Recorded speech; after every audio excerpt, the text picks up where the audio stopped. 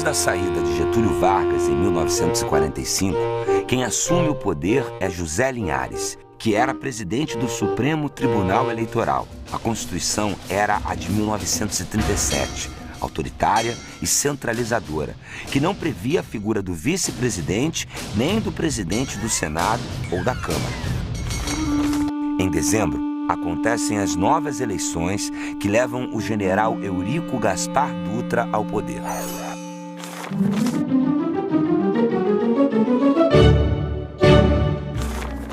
Dutra se candidata pelo Partido Social Democrático, o PSD, com o apoio de Getúlio Vargas. No ano seguinte, uma nova Constituição é aprovada. O presidente Dutra adota uma política mais liberal, com pouca intervenção do Estado na economia.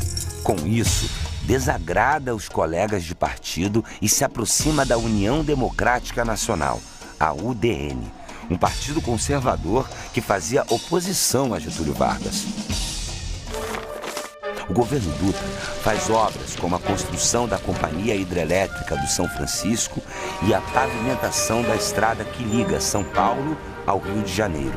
Até hoje, a rodovia é conhecida como Via Dutra. Na política internacional, em época de Guerra Fria, o Brasil se torna forte aliado dos Estados Unidos, rompe relações com a União Soviética e declara ilegal o Partido Comunista Brasileiro.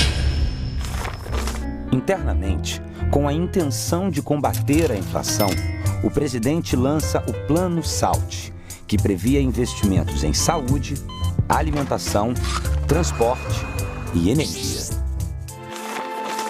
Para isso, o governo diminui inúmeros gastos e reduz o salário mínimo, que chega a cair pela metade.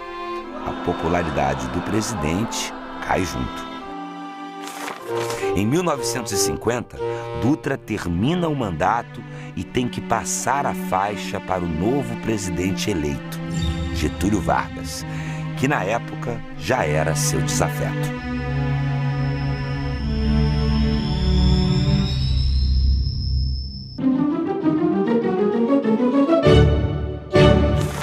Em 1951, após um período como senador e deputado federal, Getúlio Vargas volta à cadeira presidencial.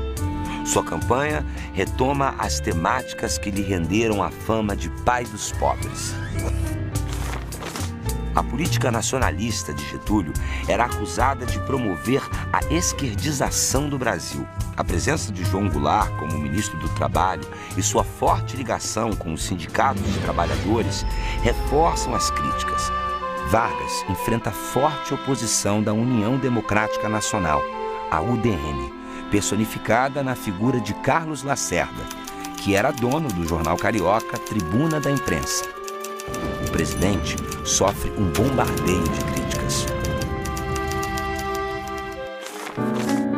Getúlio defende os interesses nacionalistas na exploração dos recursos naturais do país. Em 1953, ele funda a Petrobras. Isso, em meio à Guerra Fria, desagrada os norte-americanos, que chegam a cancelar parte dos empréstimos ao Brasil. Em 1954, os boatos de que João Goulart cederia às pressões populares pelo aumento em 100% do salário mínimo desencadeiam uma crise com a ala conservadora do Exército, que divulga um manifesto cobrando melhores oportunidades econômicas para a corporação. A repercussão do documento leva à demissão de João Goulart. Neste ano, um atentado contra Carlos Lacerda mata o major Rubem Vaz, que acompanhava o jornalista. O chefe da guarda pessoal de Getúlio é acusado de comandar o crime. Em 24 de agosto de 1954, sob forte pressão para renunciar ao cargo, Vargas deixa uma carta para a população e se mata com um tiro no peito. Depois da morte de Getúlio, seu vice, Café Filho, assume a presidência até que sejam convocadas novas eleições. Em 1955, Juscelino Kubitschek, do Partido Social Democrático, forma uma chapa, tendo como vice João Goulart, do Partido Democrático Brasileiro. A aliança se valia da afinidade dos dois com as ideias de Vargas. Na oposição, a União Democrática Nacional lança o general Juarez Távora, importante articulador das pressões que levaram Getúlio ao suicídio. Mas, no dia 3 de outubro de 1955, a população brasileira elege Juscelino Kubitschek com 36% dos votos válidos.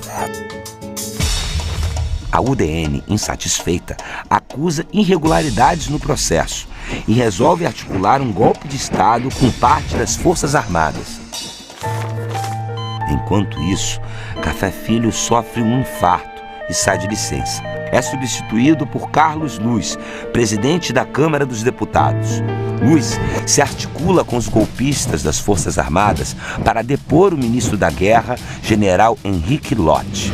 Mas Lott, desconfiado da movimentação de Luz e dos militares, aplica um contragolpe, levando o Congresso a entregar o mandato a Nereu Ramos, presidente do Senado.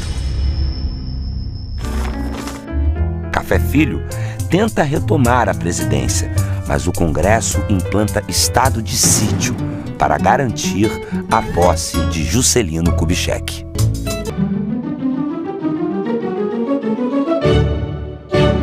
Em 31 de janeiro de 1956, Juscelino Kubitschek, o JK, assume a presidência, dando fim à censura à imprensa e ao estado de sítio. Seu estilo mais aberto de gerir é marcado pela participação dos grupos e conselhos na aprovação de projetos. Sua proposta de campanha, o desenvolvimentismo, ganha o lema: 50 anos de progresso em 5 anos de governo. Para cumprir este desafio, cria um plano com 31 metas, que tem como carro-chefe o desenvolvimento industrial, sobretudo na produção de ferro, aço e na implantação da indústria automobilística. Para isso, teve que abrir o país ao capital estrangeiro, o que também queria dizer dependência externa e o retorno da inflação. Um grande marco do governo JK, a Meta 31, foi a transferência da capital federal Rio de Janeiro para Brasília. Inaugurada em abril de 1960, em tempo recorde, a cidade contava com a proposta arquitetônica inovadora de Oscar Niemeyer e Lúcio Costa. Com Brasília, JK reafirma sua disposição de abandonar o Brasil velho, incorporando a riqueza natural do mundo rural ao mundo industrializado. Chegam as eleições de 1960. E em janeiro de 1961, JK passa a faixa presidencial para os recém-eleitos Jânio Quadros como presidente e João Goulart como vice.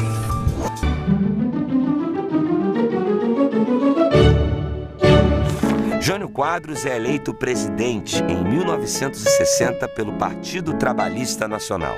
O slogan da campanha contava com um jingle que pedia que uma vassourinha varresse a bandalheira. O país enfrentava uma inflação alta, na casa dos 25%, e a dívida externa era alarmante. Na época, havia também eleição para o cargo de vice, e quem vence é João Goulart, do Partido Trabalhista Nacional, que era de oposição a Jânio Quadros. Durante o governo, Jânio mostra muita contradição. Ele se dizia contra o comunismo, mas chegou a condecorar Che Guevara em visita do ministro de Cuba ao Brasil. Na economia, o governo adota uma postura conservadora. Cria um projeto que determina imposto de 30% sobre lucros nacionais e estrangeiros. A medida não agrada aos Estados Unidos. Os salários são congelados e a moeda nacional é desvalorizada. A inflação não diminui e Jânio perde popularidade. O presidente perde também o importante apoio da União Democrática Nacional, partido que tinha grande representação no Congresso. Em agosto de 1961, Carlos Lacerda, líder da UDN, denuncia em rede nacional um suposto plano de Jânio para dar um golpe de Estado. No dia 25 de agosto, o presidente surpreende e renuncia. Em carta enviada ao Congresso, ele diz que forças terríveis o levaram a pedir a renúncia.